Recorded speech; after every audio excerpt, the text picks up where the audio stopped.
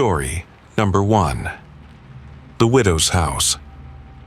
The town of Black Hollow had always been quiet, tucked away in the shadow of tall trees and overgrown streets, where the fog seemed to hang around longer than it should. The mansion at the end of Willow Lane had been a mystery for as long as anyone could remember. Covered in ivy and slowly sinking into the ground, it looked like something out of a nightmare. The Widow's House, they called it. No one really knew when it had been abandoned, but the rumors about it went way back. The town's old-timers spoke in hushed tones about Margaret Caldwell, the widow who had once lived there. They said she had murdered her husband in cold blood, stabbing him in his sleep, and then buried him in the basement. Afterward, she had locked herself away in that very same house, never seen again. But it wasn't just the murder that made the place infamous. People said the house was cursed, haunted by the restless spirit of Samuel Caldwell, her husband, who could never find peace. His angry spirit was said to roam the halls at night, searching for his murderer. And the worst part? Anyone who set foot inside the house would never leave. No one had dared go near it for years. It was a place for stories and warnings, a house that kept its secrets close. That is, until a foggy night in early October, when a group of teenagers, full of reckless curiosity, decided they were going to see the widow's house for themselves. There was Jake, the leader of the group, whose voice was always the loudest, his swagger always the most visible. Then came Ellie, his best friend, who always followed him around with a mix of admiration and fear. Marissa and Greg tagged along too, both looking for some kind of thrill. And finally, there was Nate, the quiet one, who was always looking for an escape from his own mind, and who didn't quite believe in the ghost stories. Until that night, the fog rolled in thick, clinging to the streetlights like fingers trying to pull them back. The mansion loomed in the distance, even darker than usual, its windows like empty eyes staring out at the world. "Come on, it's just a house," Jake said, pushing open the rusted iron gate that creaked like a voice groaning in the night. They crossed the yard, each step sending a chill through their bodies. The air seemed colder here, different. The house loomed ahead, its silhouette like a sleeping giant. When they reached the front door, Jake turned the knob. To their surprise, it opened easily, as if welcoming them in. The inside was darker than it seemed from the outside. The air smelled old, musty, like forgotten memories, and the floorboards creaked beneath their feet. There were no lights, no sounds, except for the soft rustle of their own breathing.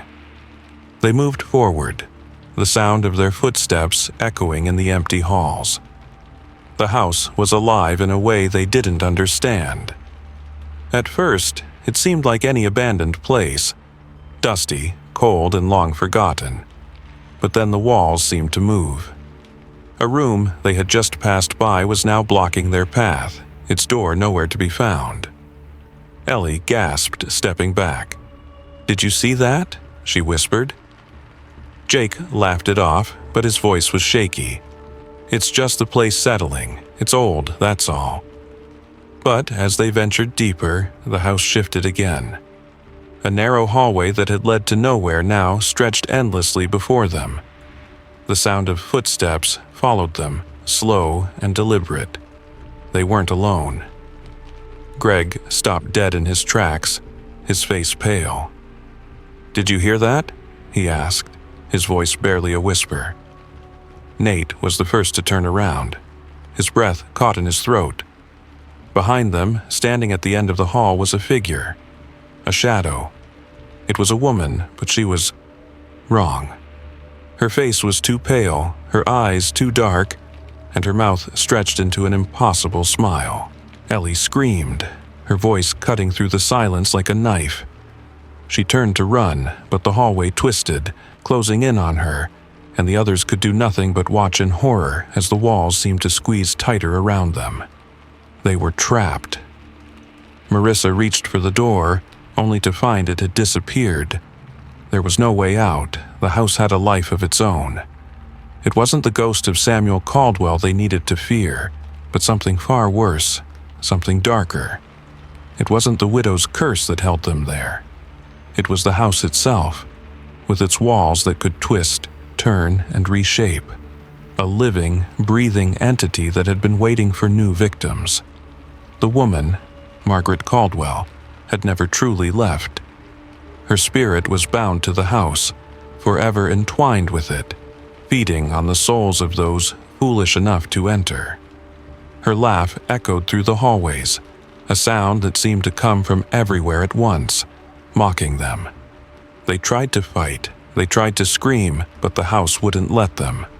The walls closed in, the shadows stretched long, and one by one the house claimed them, just as it had claimed others before.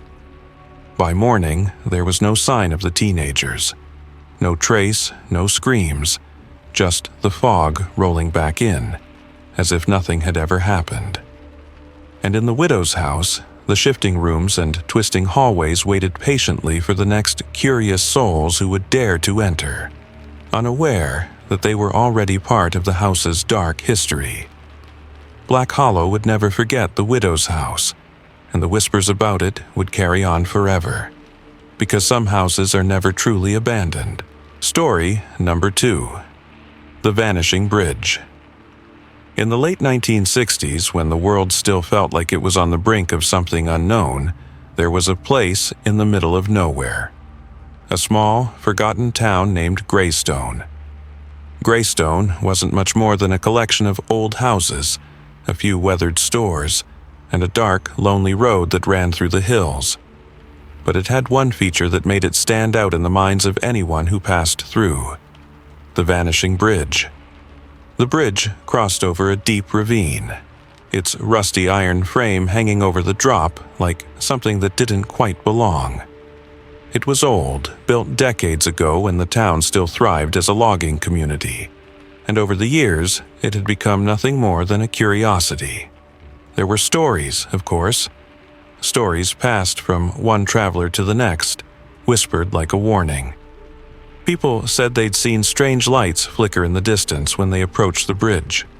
Some swore they heard voices on the wind, soft whispers that echoed from somewhere just beyond the trees. But the most terrifying thing of all? Those who drove across the bridge sometimes disappeared. No one could explain it.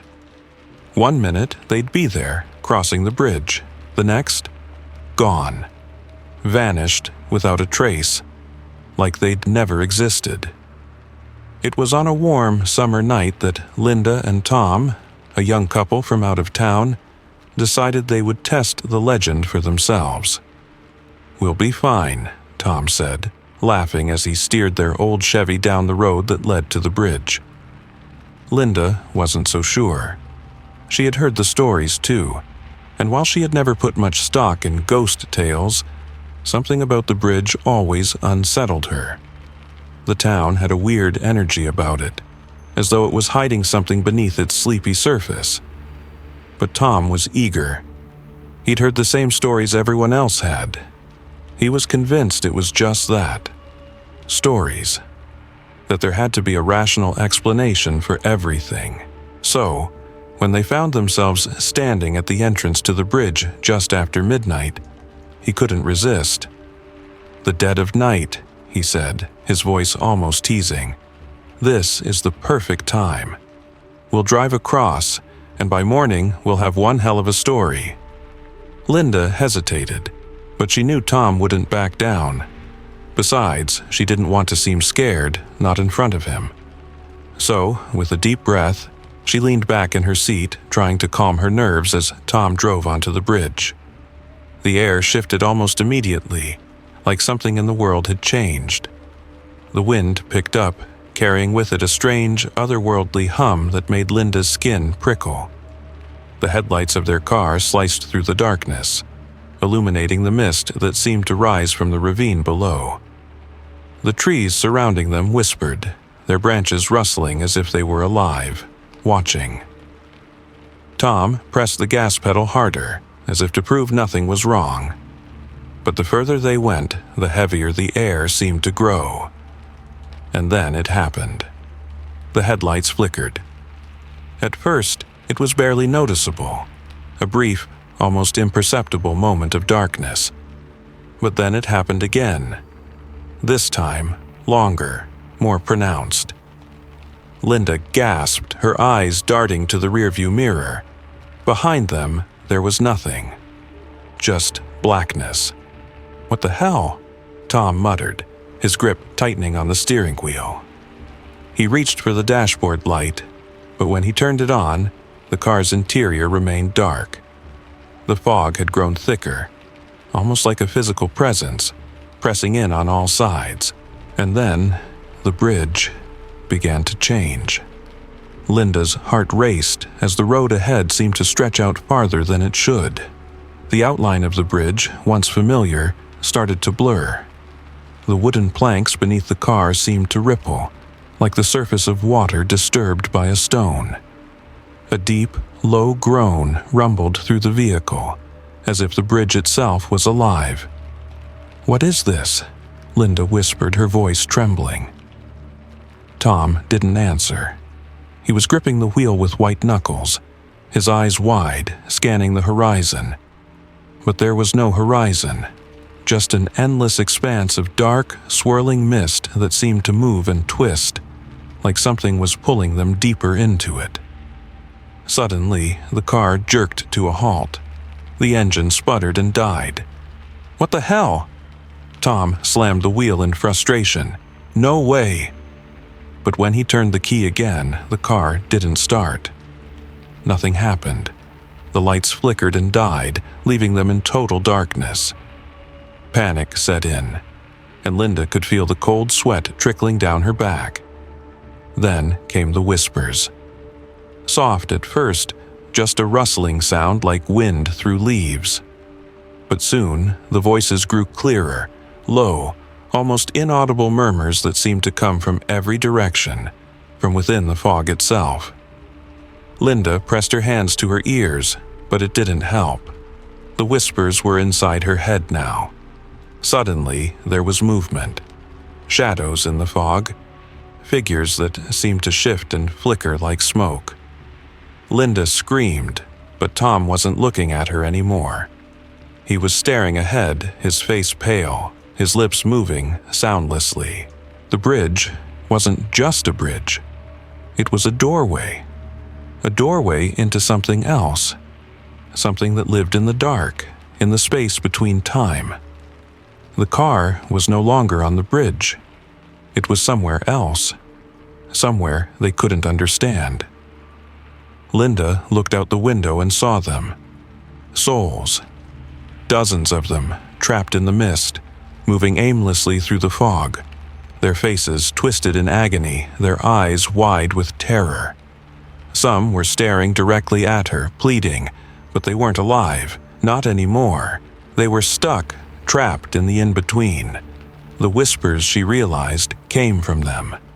Tom, we need to go," she screamed, shaking him. But Tom didn't respond. His eyes were fixed on something in the distance, something that seemed to shimmer in the fog. It was then that Linda saw it. The bridge behind them, the one they had crossed just moments ago, was gone. There was nothing but an endless, swirling darkness. And in that darkness, something large and terrible was moving toward them. The bridge wasn't a bridge at all. It was a trap, a place for souls to get lost, to be swallowed up by the void, never to return. Linda's breath came in ragged gasps, and she grabbed Tom's arm, shaking him harder. But it was too late. The darkness had already begun to pull them in, and as the last remnants of the bridge disappeared, Linda realized with a sickening certainty that she and Tom had become part of the legend. They were never going to leave. And the vanishing bridge would always claim more souls, one after another, in the dead of night. Story number 3. The Old Railway Station. The old railway station in the heart of Craven's Hollow had been forgotten by most. It was a place where the town's history came to a slow, painful end. A reminder of a time when trains had carried people to far-off places, their whistles piercing the air like a call to adventure. But now, the station was a crumbling husk. The tracks were rusted, the buildings falling apart. The once bustling platforms were empty, save for the occasional stray animal or the wind that howled through broken windows. It had been years since a train had come through Craven's Hollow, but the stories, those stories, lingered. The most chilling one was the tale of the midnight train, the one that had disappeared without a trace years ago. A full load of passengers had boarded, each heading to destinations they'd never reach. That train had never reached its stop, and no one knew what had happened to it. The wreckage was never found. The train simply vanished. That was what drew Martin Cavanaugh to the station. Martin was an investigator, the kind of man who didn't believe in ghosts or legends. He believed in facts. He believed in logic. But when he heard about the midnight train, something stirred inside him. A curiosity that refused to be ignored. The whispers in town told of a haunting, of a train that ran at midnight, and the spirits that rode it. Some said the train was a one-way ticket to the afterlife. Others said it was a loop, a never-ending cycle, with the spirits of the passengers reliving their final moments.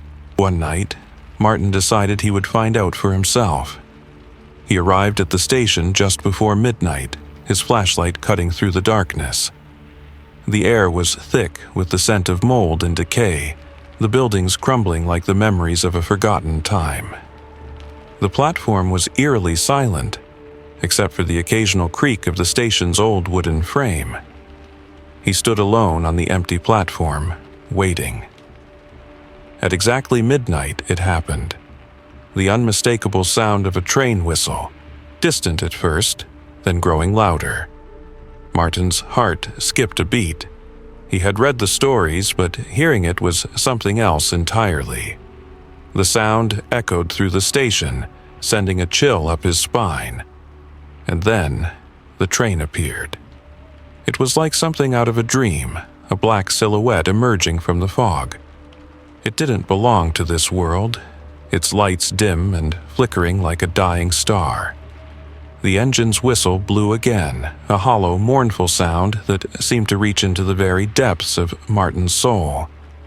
The train slowed to a stop on the abandoned platform, its massive wheels grinding against the old tracks. The doors creaked open, and one by one, the passengers began to step off. At first, Martin thought he was imagining it, but then he saw them, figures, pale and transparent, dressed in the clothing of another era. They stepped onto the platform like they had just arrived at their destination, unaware, or perhaps uncaring, that the station was long forgotten. Each passenger seemed lost in their own world, their faces blank, their eyes hollow. Martin's breath caught in his throat as the first passenger approached him. It was a woman, dressed in a faded blue dress, her hair pulled back in a tight bun. Her eyes locked onto his, and for a moment Martin thought he saw something in them, something desperate, something pleading. But she didn't speak. She just moved past him, her footsteps eerily silent. More figures followed, each one more disturbing than the last. An old man with a cane, his face covered in wrinkles, his mouth frozen in a grimace of pain. A young boy, no older than 10, clutching a small suitcase in his hand. A couple holding hands, their faces locked in a perpetual expression of fear. And then there was the conductor. He stepped off the train last, his uniform tattered and worn, his face pale and gaunt. His eyes met Martin's, and for a long moment there was only silence. The man's lips parted, but no words came out. Instead, he pointed a bony finger toward the station's exit, his gaze hard and insistent. It was as if he were telling Martin to leave, warning him that this was not a place for the living. But Martin didn't move. His curiosity had taken hold of him, and he couldn't look away. He had to know what was going on. He had to understand. The passengers didn't stop. They moved past him, walking toward the station's dark corners, vanishing into the shadows. Martin tried to follow, but the station seemed to stretch out endlessly, as if the walls themselves were shifting, trapping him inside. The whispers started then, soft at first, barely audible like a distant hum. But as the figures moved further into the station, the whispers grew louder, more insistent. They were speaking to him, begging him. He turned to run, but the station had changed. The doors that led back to the platform were gone. The hallway stretched on forever, the walls closing in around him. The sound of the train's whistle echoed in the distance, as if it were calling him back. And then, he realized, he wasn't meant to leave. The midnight train wasn't just a train, it was a prison. A place where the souls of the lost passengers were doomed to wander, forever caught in the cycle of their final journey. And now, he was part of that cycle. Martin tried to scream, but his voice was lost in the endless fog. The spirits of the passengers had found him, and they weren't letting him go. As they surrounded him, their hollow eyes staring into his soul, he understood. He was never leaving the station. The whistle of the midnight train blew one final time, and Martin stepped forward, joining the others in their endless haunting march, the Forgotten Asylum. There was something unsettling about the town of Renford. It was small, decaying, the kind of place where time seemed to have forgotten. The streets were empty, the buildings crumbling, and a sense of quiet despair hung in the air. But what really kept people away, what really whispered in the shadows of this dying town, was the Forgotten Asylum. Located just beyond the town's limits, hidden in the woods where the trees grew thick and dark, the asylum had been abandoned for decades. People used to speak of it with fear, of the terrible things that happened behind its rotting walls. They said patients were tortured, left to rot, their minds shattered by experiments and neglect. They said that at night, when the moon hung low and the air was still, you could hear the faintest screams echoing from inside. And there were the lights. Strange lights, flickering in the windows, like the souls of the lost were trying to escape. But no one went near it anymore. The asylum was a place for the forgotten, for those who had been lost to madness and time. That was until Thomas Riker, a journalist from the city, heard the story. He was new to town, having arrived a week earlier, looking for a story to write. Renford, with its dilapidated buildings and empty streets, was the perfect setting for a tale of decay and ruin. And so, when he heard the whispers about the asylum, he saw an opportunity. It was the kind of story that could make his name. But what Thomas didn't know, what no one could have told him, was that the asylum wasn't just abandoned, it was alive. Alive in ways no one could understand. He had read the articles, the rumors that claimed the asylum was haunted, that the ghosts of former patients still roamed the halls. But to Thomas, they were just that. Rumors. Ghosts were easy to ignore. What he wanted was the truth, the cold facts that would make people listen. And so, with his camera, notebook, and a flashlight, he decided to spend the night inside the asylum. The air around the building was thick, as though the trees themselves were holding their breath. The asylum loomed ahead, dark and imposing, its windows like empty eyes staring out at the world. Thomas walked toward it, the crunch of leaves beneath his boots the only sound in the otherwise silent night. The door was unlocked, hanging slightly ajar. Thomas pushed it open, the creak of the hinges louder than he expected, as if the building itself was waking up. He stepped inside. The smell hit him first. the thick, stale scent of mildew, old wood, and decay. The walls were covered in peeling paint, the floors warped and uneven. He shone his flashlight around, the beam cutting through the darkness, revealing old chairs, broken windows, and rusted equipment that seemed to have been abandoned in haste. Just another run-down building, Thomas muttered to himself, his voice sounding too loud in the oppressive silence. He walked deeper into the asylum, feeling the chill in the air settle into his bones. The longer he wandered, the stranger the place seemed. The halls twisted in ways they shouldn't have, the doors leading to rooms that didn't exist, and the windows showing glimpses of things that weren't there. It was as if the building itself was playing tricks on his mind, pulling him deeper into its labyrinth. And then he heard it, the faintest whisper. It came from the hallway to his left, soft and distant, but unmistakable. Someone, or something, was there. Thomas froze, his heart pounding in his chest. The whisper grew louder, closer, as though it was moving toward him. He spun around, his flashlight sweeping the darkness, but there was nothing there. The hallway was empty. He forced himself to take a breath, brushing off the unease that settled in his stomach. "It's just the wind," he told himself. But even as he spoke, the air felt wrong, thick with something that wasn't natural.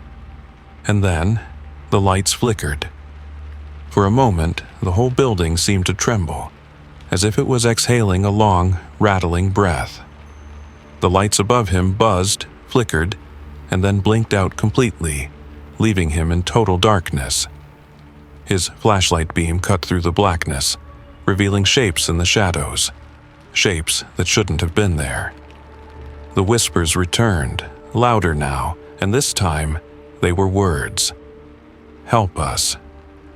Thomas stumbled backward, his pulse racing. The walls seemed to close in on him, the building shifting, changing. He could feel something watching him, moving just out of sight. He turned, his breath coming in shallow gasps, and saw them. Figures. People. Pale, gaunt, their eyes hollow and staring. They were standing just beyond the reach of his flashlight, their bodies flickering in and out of existence. And they were moving toward him. Who are you?" Thomas whispered, his voice trembling. "We never left," one of them said, its voice hollow and distant, like it was coming from everywhere and nowhere all at once. "We are still here." The others stepped forward, their faces twisted in pain, their eyes full of madness. They reached out, their hands like claws, their mouths open in silent screams. "No," Thomas breathed, taking a step back. This isn't real." But it was. The asylum wasn't just a building, it wasn't just haunted, it was alive, a twisted thing made of pain, madness, and forgotten souls.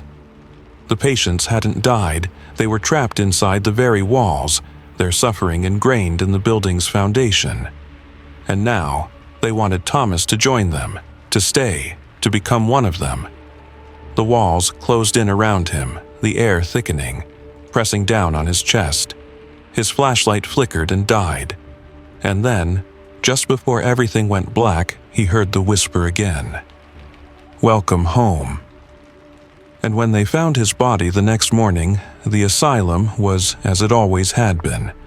Empty, silent, forgotten. But the lights still flickered through the windows, and the whispers still echoed through the halls, waiting for the next soul to wander in, never to leave. Story number 5. The Bleeding Forest. The forest had always been there, a thick, shadowed place on the outskirts of the small town of Willow Creek. People spoke of it in hushed tones, warning each other to stay away.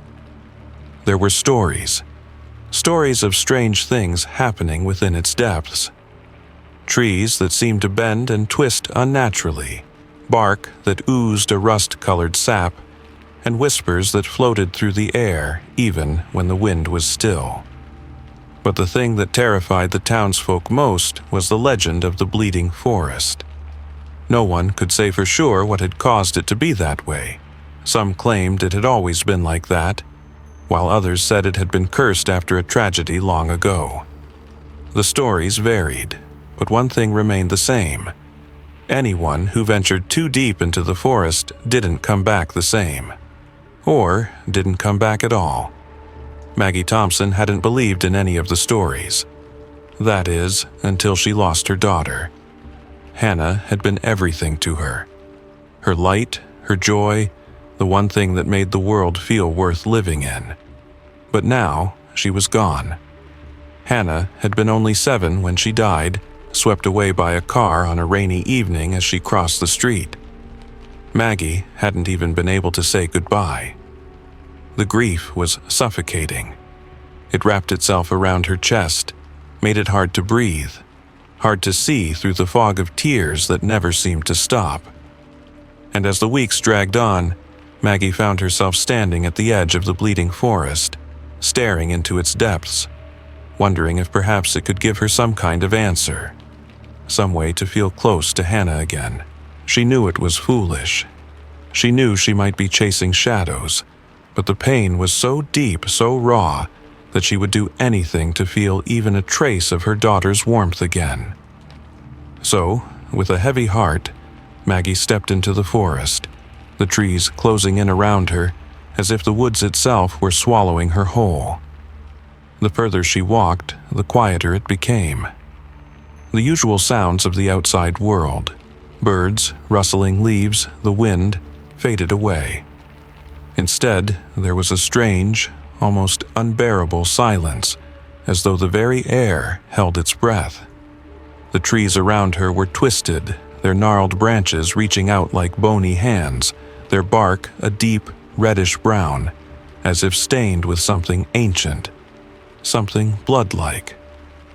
Maggie reached out to touch one of the trunks, her fingers brushing against the rough surface. A shiver ran down her spine when she noticed the strange markings on the bark, swirls, lines, and shapes that seemed almost intentional. They were too uniform to be random, too deliberate. But it wasn't just the trees that made Maggie uneasy, it was the feeling that she wasn't alone, that something, or someone, was watching her from the shadows. The hairs on the back of her neck stood on end, but she couldn't turn back now. She couldn't stop. Not when there was a chance, just a chance, that she might hear Hannah's voice again. She kept walking, the forest seeming to close in around her with each step. The deeper she went, the more the air thickened, until it was heavy, like the weight of a storm was pressing down on her. And that's when she heard it. The sound of footsteps, soft at first, like the rustling of leaves, but then louder, sharper. Someone was walking behind her. Maggie froze. Her heart pounded in her chest as she spun around, but there was no one there. Just the trees, their twisted branches swaying in the windless air. She breathed out a shaky laugh, trying to shake the feeling of being watched, but it only got stronger. The sound of footsteps came again, closer this time, and she could swear she heard something else. Whispers. Low, unintelligible words carried on the breeze. "Hello?" Maggie called out, her voice trembling. No response, just the whispers. And then, suddenly, she saw them. Children. Dozens of them, standing just beyond the reach of her flashlight, their faces pale and empty, their eyes dark as night. They were watching her, but not with curiosity. No, it was something much worse. They were watching her as if they knew her, as if they were waiting for something. Maggie's breath caught in her throat. She had seen these children before, not in her own life, but in the way they were dressed. Old clothes, faded and tattered, like something from another time. Their hair was tangled and wild, their skin deathly pale. And their eyes, those black, hollow eyes that seemed to stare right through her. She tried to back away, but the ground beneath her feet felt like it was giving way, Her legs were heavy, her heart thumping in her chest. The whispers grew louder, more frantic, as if the children were speaking to each other in a language that only they understood. "Please," Maggie whispered, her voice breaking. "What do you want?" The children didn't answer, but they moved closer, their faces twisted in expressions of longing, hunger. They didn't speak, but Maggie could feel it in the air, feel their desire, their need. They wanted her. The trees around her seemed to shift and groan as the children advanced, closing in on her. Maggie's chest tightened, her breath coming in shallow gasps as she tried to move, to escape. But the ground beneath her feet was no longer solid. It was soft, like mud, and she felt herself sinking, deeper and deeper into the earth. "Mom," a voice whispered. Maggie froze. The voice. She knew that voice. "Hannah?" she gasped, her voice cracking. And then there she was, her daughter, standing at the edge of the group of children, her face pale and gaunt, her eyes wide and empty. She was one of them now, trapped in the forest, her warmth and light gone, replaced by an eternal hunger. Maggie's heart shattered. "Hannah, no," she whispered, reaching out for her. But the forest closed in, the trees shifting and twisting. The ground seemed to pull her down, and the children swarmed around her, their cold hands reaching out. And as Maggie's vision faded, as the darkness of the forest consumed her, she felt the cold embrace of the children, the warmth of their eternal hunger. She was no longer just a grieving mother. She was one of them now, trapped forever in the bleeding forest, where the spirits of the lost children would always hunger for love and warmth, and never, ever find peace. Story number 6. The Demon's Playground. The town of Blackridge was one of those places people talked about in whispers. The kind of place you drove through and felt like you shouldn't linger. People didn't know much about the town. Its history was buried, the buildings sagging and falling apart, the roads cracked and uneven. But the one thing everyone in town knew about was the old amusement park on the outskirts. It had been there for as long as anyone could remember, a forgotten relic from the 1920s. The park used to be a place of joy, a place where families gathered, children screamed with laughter, and lights glittered against the night sky. But something had gone horribly wrong. It wasn't just the accidents, the gruesome ones that had made the park famous for all the wrong reasons. It was the way the park had ended. After a series of deadly incidents, a roller coaster that had gone off its tracks, a Ferris wheel that malfunctioned, a carousel that had spun out of control, the park had been abandoned. No one had dared to go near it after that. That was until a group of friends decided to ignore the warnings and head into the dark. There was Alex, the fearless leader of the group, always looking for the next thrill. Then came Sarah, his girlfriend, who never quite understood his need to test fate, but always tagged along anyway. James and Lizzie were the others. James, the skeptic, who believed everything had a rational explanation, and Lizzie, who just wanted to prove she was as brave as the rest of them. They'd heard the stories, of course, the rumors about the amusement park, the one that had been closed for decades but still seemed to come alive at night. People talked about seeing lights flicker on, rides jerking into motion even though they were covered in rust, but none of it was enough to stop them. They weren't scared of ghost stories. They weren't afraid of legends. They were just kids looking for their next adventure. It was after midnight when they arrived at the old gate. The metal sign that read Blackridge Amusement Park was barely visible, its edges curled and rusted. The entrance was a crumbling archway, broken down over time, but the fence still stood and the gate was unlocked. Alex pushed it open with a creak. "Let's do this," he said, grinning like this was just another night. The others hesitated, but only for a moment. There was a strange pull in the air. a kind of electric charge that ran through the bones. They stepped inside. The park was silent, but not empty. The moonlight spilled over the rides, casting long shadows. The Ferris wheel, its once proud structure now covered in vines and rust, towered above them. The carousel, its horses frozen mid-gallop, stood in the center, cracked mirrors reflecting dim light. The old roller coaster tracks twisted and wound through the park like a steel serpent, groaning under the weight of time.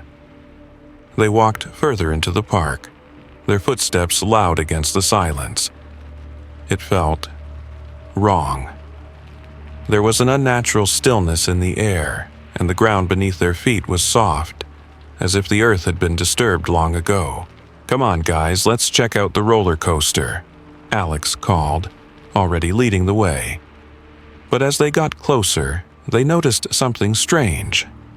The roller coaster, despite being covered in rust, was moving. Very slowly, but it was moving. The cars, empty but still on the tracks, shuddered forward. The creaking of the wheels echoed in the empty night, a sound that made the hairs on the back of their necks stand up. "Did you guys see that?" Lizzie whispered, her voice shaky. "Probably just the wind," James said, but even he didn't sound convinced. But then something else happened. The carousel started turning. The faded lights flickered on, casting a sickly glow over the old horses. They moved, jerking to life one by one, their eyes empty and cold. The sound of music began to play, an old distorted tune, slow and haunting, like something from a nightmare. "All right, that's it," Sarah said, grabbing Alex's arm. "Let's go, this isn't funny anymore." But Alex didn't move. His eyes were locked on the Ferris wheel, which was now moving too, creaking and groaning like it was about to fall apart. He took a step forward, his curiosity overcoming his fear. "Alex, no!" Sarah screamed. But it was too late. As Alex stepped closer to the Ferris wheel, the ground beneath them shook. The lights of the park flickered again, brighter this time, casting shadows that seemed to stretch and twist like living things. The air grew thick, suffocating. And then they heard it. A deep, rumbling laugh. It echoed through the park, coming from everywhere and nowhere all at once. The ground split open before them, a dark, swirling vortex opening at their feet. Alex didn't have time to scream as something massive reached up from the pit, dragging him down into the darkness. "No!" Sarah shouted, but it was too late. The others tried to run, but the rides were coming alive now, groaning, shifting, their rusted parts moving like they were alive, reaching for them, pulling them into the nightmare. Lizzie and James tried to escape, but the Ferris wheel spun faster and faster, its cars coming alive and emptying out. Each seat was filled with pale, twisted figures, people who had once been trapped in the park, their souls lost to the demon that haunted it. And then, in a blink, they were gone. The park was silent again. In the morning, the town of Blackridge woke to find the amusement park still there, still abandoned. No signs of the friends. No signs of the demon. Just the rusted rides, creaking in the wind, and the faintest echo of a laugh carried on the breeze. But the park was cursed. Its rides were never meant to be fun. They were designed to trap souls. Souls that would live in the twisted nightmare forever. And anyone who dared step into the park's gates, anyone who gave in to the thrill of it, would join the ranks of the lost. And the demon's playground would never be empty again. Story number 7. The Lighthouse on Black Island. Black Island was one of those places you could hear about, but never quite believe in. The kind of place that people only spoke of in whispers when the sea was rough, or the moon hung high and full.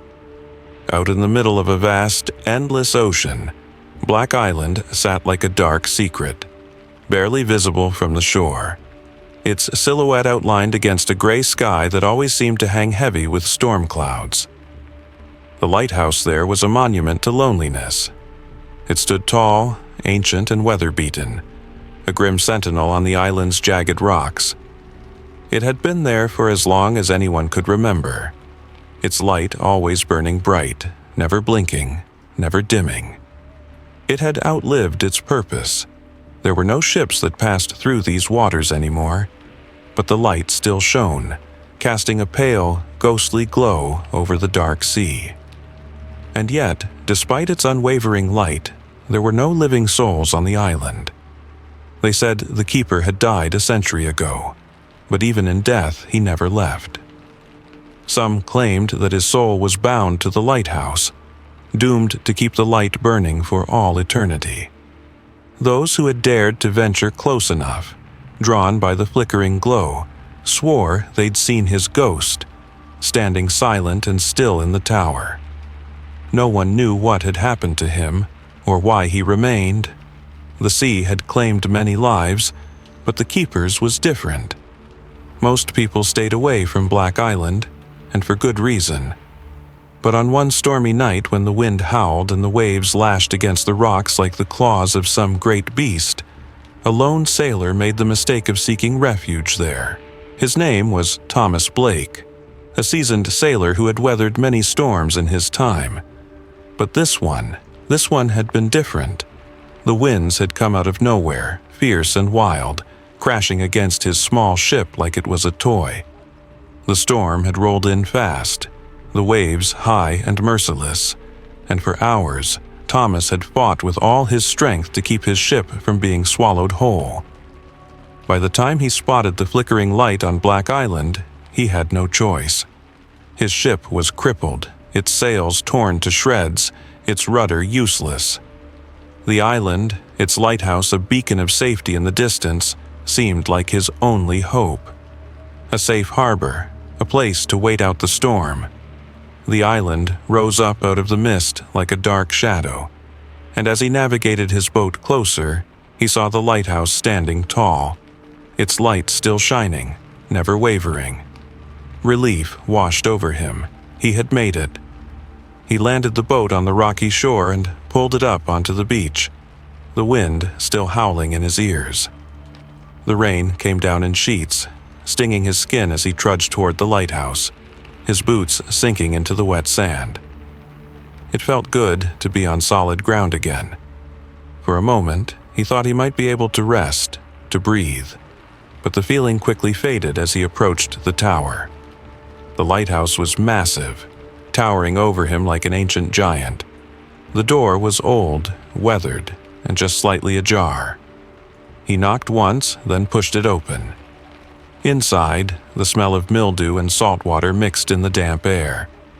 It was dark, except for the faint light coming from the tower above, where the lantern burned brightly, casting its eerie glow. The place felt cold, colder than it should have been. "Hello?" Thomas called out, his voice swallowed by the silence. No answer. He stepped inside, his footsteps echoing in the empty hall. The light above creaked and groaned, but it never dimmed. It kept on, steady and unrelenting. He ascended the spiral staircase, each step creaking under his weight. The higher he climbed, the colder it got. When he reached the top, he saw it. The light, its lantern spinning slowly around, casting long shadows across the room. And in front of it, standing motionless, was the figure of a man. At first, Thomas thought he was imagining it. The man was so still, so silent. It was hard to tell if he was real. His eyes were fixed on the light, his body rigid and unblinking. The man was dressed in the old-fashioned garb of a lighthouse keeper, his clothes faded with time. "Excuse me," Thomas called, his voice shaking slightly. "Are you all right?" The man didn't move.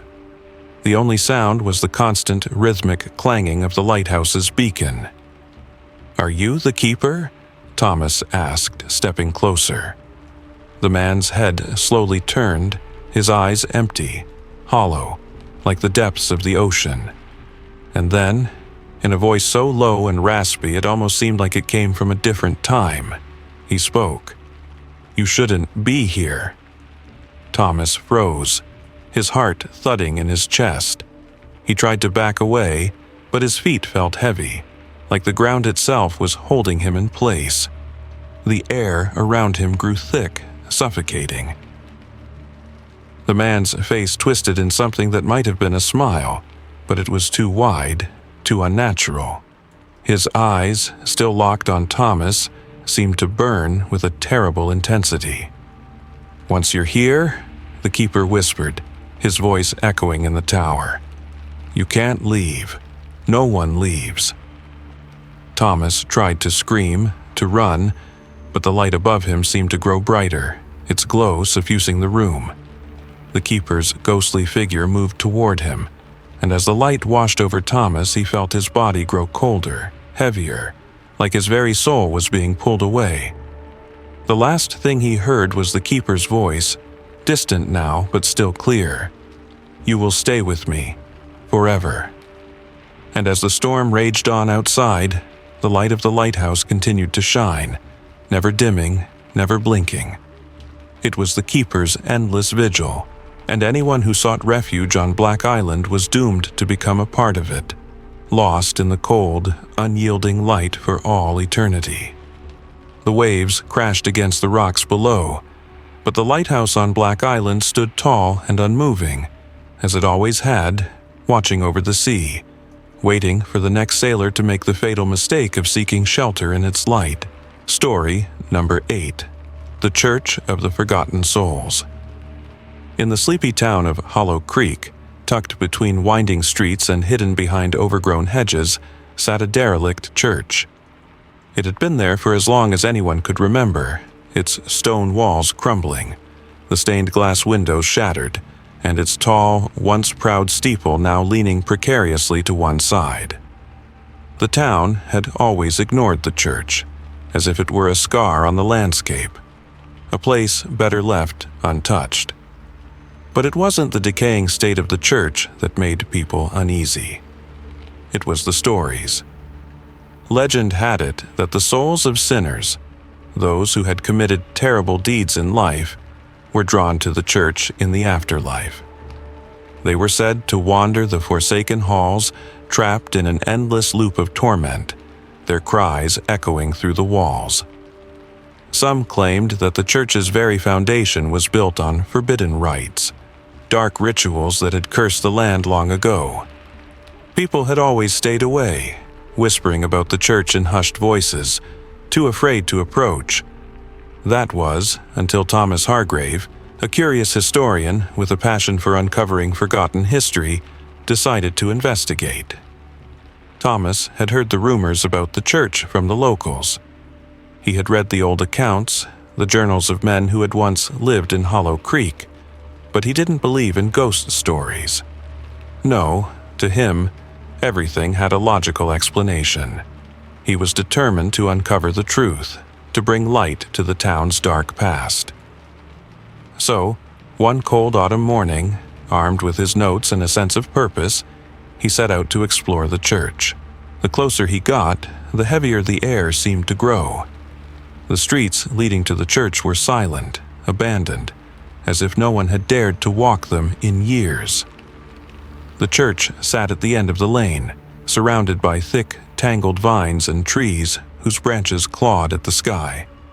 It loomed over the town like a forgotten monument, its silhouette dark against the gray sky. Thomas pushed open the rusted iron gate, its hinges groaning in protest. As he stepped onto the church grounds, he couldn't shake the feeling that he was being watched, that something was waiting for him. But he pressed on, determined to find out what secrets the church held. Inside, the church was even worse than he had imagined. The air was damp, cold, and thick with the smell of mildew. The pews were covered in dust, and the altar was in ruins. But it was the walls that caught his attention. Strange symbols, ancient and faded, were carved into the stone, their meanings lost to time. They seemed to pulse with an energy of their own, as if the church itself was alive. Thomas made his way to the altar, his footsteps echoing in the silence. He ran his fingers over the carvings, tracing the lines of the symbols, when a sudden chill ran down his spine. He heard something, a whisper, faint and distant, like the wind moaning through cracks. It wasn't the wind, though. It was a voice, low and mournful, coming from somewhere deep within the church. He turned around, but there was nothing. Just the empty church. And yet, he couldn't shake the feeling that he wasn't alone. As the days passed, Thomas returned to the church every night, drawn to it like a moth to a flame. He uncovered more symbols, more clues, each one leading him deeper into the church's dark history. He learned that the church had been built on a site where ancient rituals had been performed, rituals that involved the summoning of dark spirits, the binding of souls to the land. The very foundation of the church was steeped in forbidden rites, bloodshed, and suffering. One night, as the moon rose high in the sky, Thomas made a chilling discovery. Beneath the altar, hidden under layers of dust and stone, he found a trapdoor. His heart raced as he pried it open, revealing a narrow staircase leading down into the depths of the church. The air down there was thick, oppressive, like it had never been disturbed. He descended, each step creaking under his weight, until he reached a small, dimly lit room. The walls were lined with old, rotting books and strange, twisted relics. In the center of the room was a stone circle, its edges worn from centuries of use. The air was thick with the stench of decay, and the moment Thomas stepped inside, he felt a presence, cold, hungry, and ancient. The whispers grew louder. Suddenly, the door slammed shut behind him, plunging him into darkness. He tried to open it, but it wouldn't budge. His heart pounded in his chest as the temperature dropped even further, and he heard it. Footsteps, slow and deliberate, echoing around him. Then he saw them. Shadows. Figures. Their faces twisted in agony, their hands reaching for him, their mouths open in silent screams. They surrounded him, their eyes burning with an insatiable hunger. Thomas tried to scream, but no sound came out. He tried to run, but his legs wouldn't move. The souls closed in, pulling him toward the stone circle. And then, in the center of the room, he saw it, the altar. And above it, a dark figure, its form cloaked in shadows, its eyes glowing with an unholy light. "You should never have come here," the figure whispered, its voice like ice scraping against stone. "You are ours now." Thomas tried to fight, tried to break free, but it was no use. The souls, the tormented spirits, were dragging him into the very heart of the church. His mind screamed, but his body was no longer his own. He was bound to the church now, a part of its endless vigil. As the night wore on, Thomas felt his soul being torn apart, his mind slipping into madness. The cries of the souls filled his head, their voices echoing in every corner of his mind. And he knew then, with a sickening certainty, that he would never escape. The Church of the Forgotten Souls would claim him, just as it had claimed so many before him. And every night when the darkness descended, the souls would return, drawing more to their endless torment. Thomas Hargrave had become one of them. Trapped forever, a worshipper of the forgotten, bound to the church, hearing their cries in his mind for all eternity. Story number 9. The Haunted Mansion by the Lake. In the small forgotten town of Cedar Hollow, there stood an old mansion on the edge of a quiet, mist-covered lake. The house had been abandoned for years, its once grand walls now decaying, its windows broken, and the sprawling grounds overtaken by weeds and vines. But there was something about the place that still drew the curious, despite the rumors, the stories, and the dark past that lingered like a shadow over the town.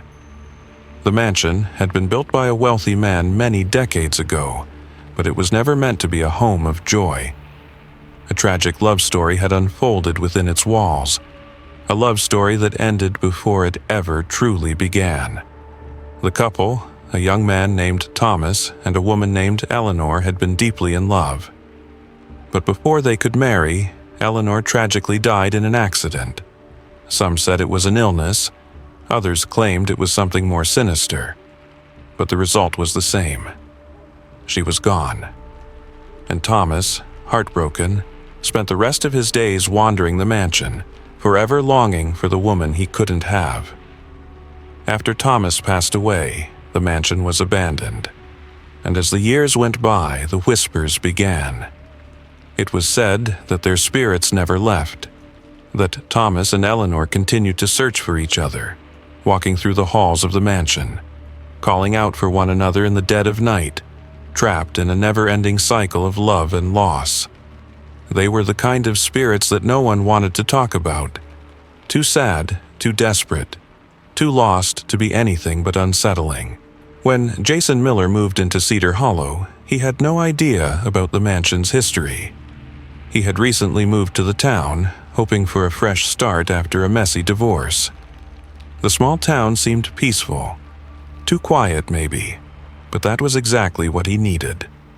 He rented a small cottage by the lake, just a stone's throw away from the mansion. It was an old, dilapidated place, but the price was right, and it had a view of the water that was worth every crack in the floorboards. At first, Jason didn't think much about the mansion. It stood at the far edge of his new world, distant and forgotten. But that all changed one night. It started with the whispers. It was a quiet evening, the kind that wraps around you like a blanket. Jason was sitting in his living room, reading a book by the fireplace, when he first heard it. Soft, almost imperceptible at first. A whisper coming from somewhere in the house.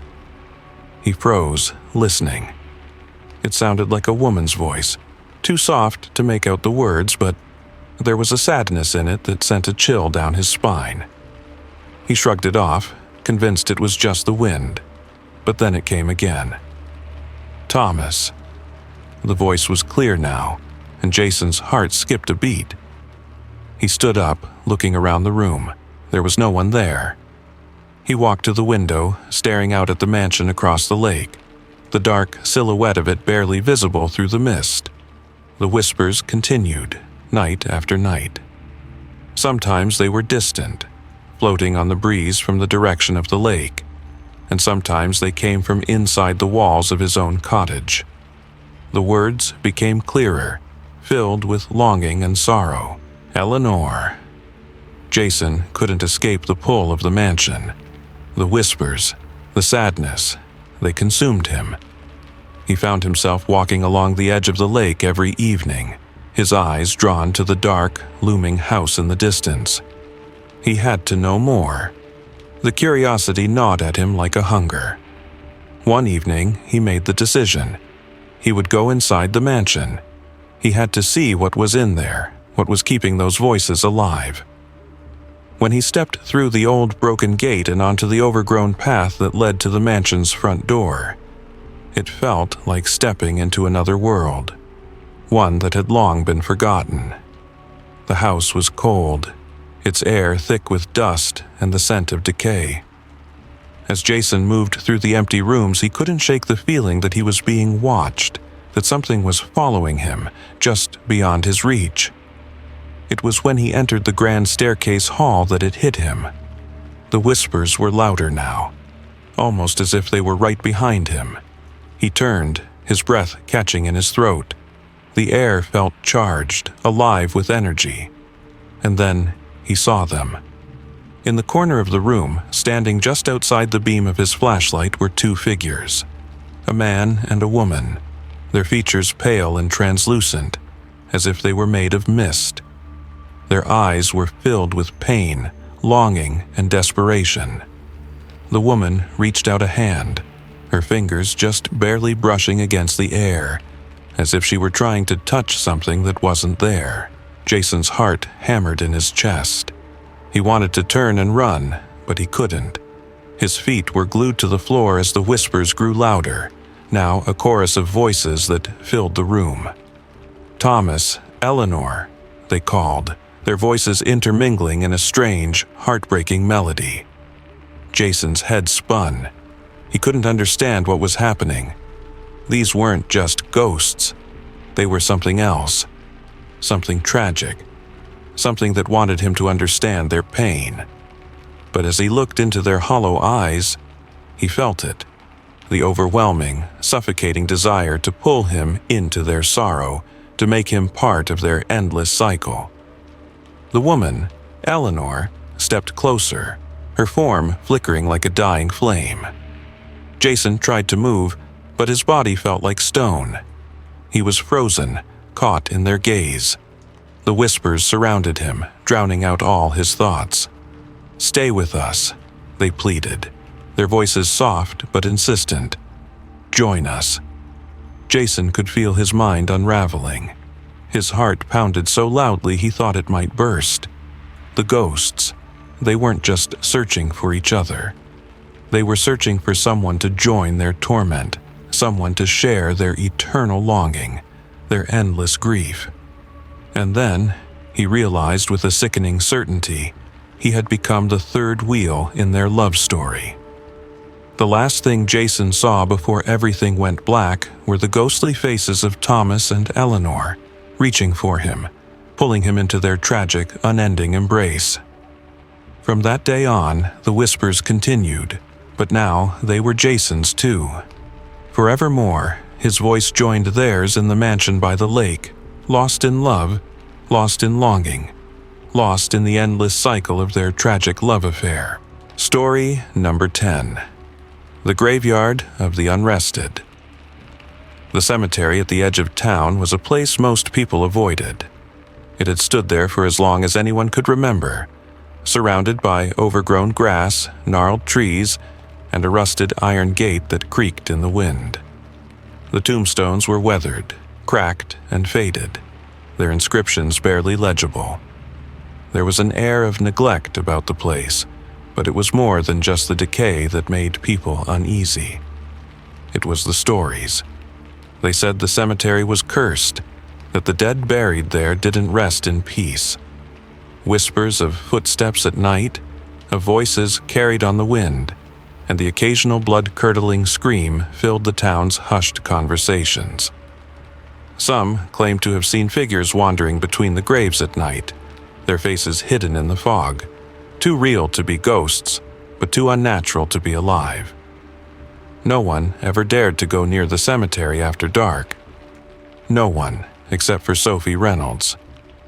Sophie had always been fascinated by the paranormal.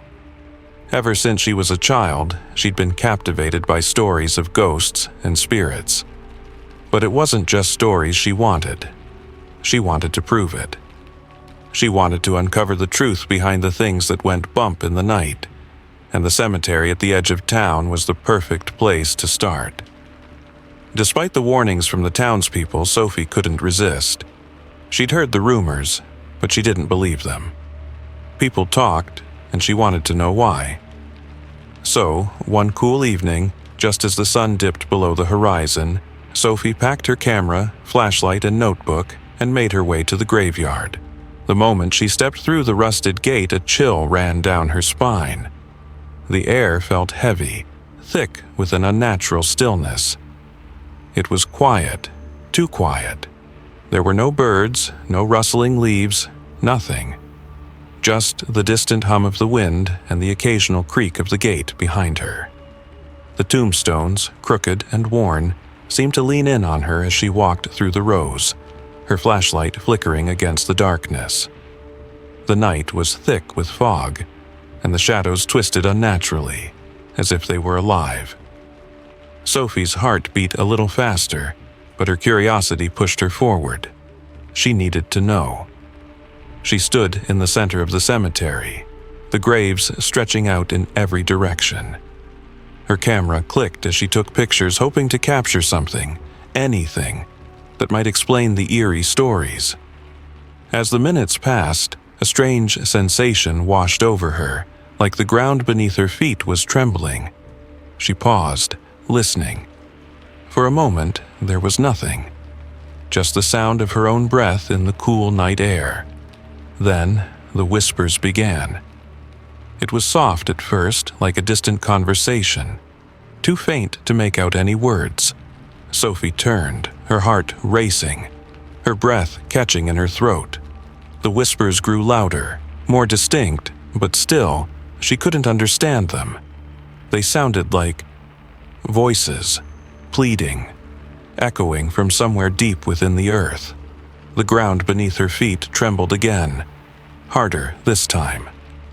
Sophie dropped her camera, her eyes widening as she felt the earth shift beneath her. She stumbled back, her flashlight falling to the ground with a thud. The whispers turned into a low, guttural growl, a sound that made her blood run cold. And then, it happened. The ground cracked open. At first, it was a small fissure, just a line of earth splitting apart, but then the crack widened, and Sophie's heart skipped a beat as she saw them, hands, pale, bony hands, clawing their way out of the ground. One after another, they emerged, rising from the graves, their fingers scraping against the earth as they pulled themselves upward. Sophie froze, her mind struggling to comprehend what was happening. These weren't ghosts. These were something else, something worse. The figures that rose from the graves were not translucent, not ethereal. They were solid. Their faces, twisted in agony, stared up at her with hollow, lifeless eyes. Their clothes were ragged, their skin rotting, and their movements jerky like marionettes on broken strings. The dead had risen. She turned to run, but the ground beneath her feet seemed to buckle, pulling her closer to the opening in the earth. The dead surged forward, their empty eyes locked onto her, their mouths gaping open as if to scream, or perhaps to devour. The cemetery wasn't just haunted, it was alive. Sophie tried to scream, but her voice was swallowed by the sound of the earth groaning, the whispers now a deafening cacophony of voices. Voices of the restless dead, trapped in the graveyard, seeking her out, desperate to claim her as one of their own. She stumbled, falling to her knees as the ground split wide open. The hands of the dead reached for her, their cold fingers brushing against her skin, pulling her closer to the gaping hole. Sophie struggled, but the earth was too strong, too alive. She felt herself being pulled down, deeper, into the cold, endless grave. The last thing she saw before the darkness took her was the faces of the dead, their hollow eyes staring into hers, their mouths wide in silent screams.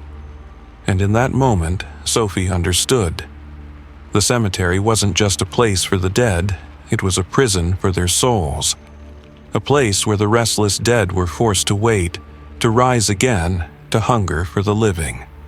And now, she was one of them. The graveyard of the unrested claimed her, just as it had claimed so many others, and the whispers continued, drifting on the wind, forever calling for the next soul to join them in their cold, endless grave. They'd heard the stories, of course, the rumors about the amusement park, the one that had been closed for decades but still seemed to come alive at night. People talked about seeing lights flicker on, rides jerking into motion even though they were covered in rust, but none of it was enough to stop them. They weren't scared of ghost stories. They weren't afraid of legends. They were just kids looking for their next adventure. It was after midnight when they arrived at the old gate. The metal sign that read Blackridge Amusement Park was barely visible, its edges curled and rusted. The entrance was a crumbling archway, broken down over time, but the fence still stood, and the gate was unlocked. Alex pushed it open with a creak. "Let's do this," he said, grinning like this was just another night. The others hesitated, but only for a moment. There was a strange pull in the air, a kind of electric charge that ran through the bones. They stepped inside. The park was silent, but not empty. The moonlight spilled over the rides, casting long shadows. The Ferris wheel, its once proud structure now covered in vines and rust, towered above them. The carousel, its horses frozen mid-gallop, stood in the center, cracked mirrors reflecting dim light. The old roller coaster tracks twisted and wound through the park like a steel serpent, groaning under the weight of time. They walked further into the park, their footsteps loud against the silence. It felt wrong.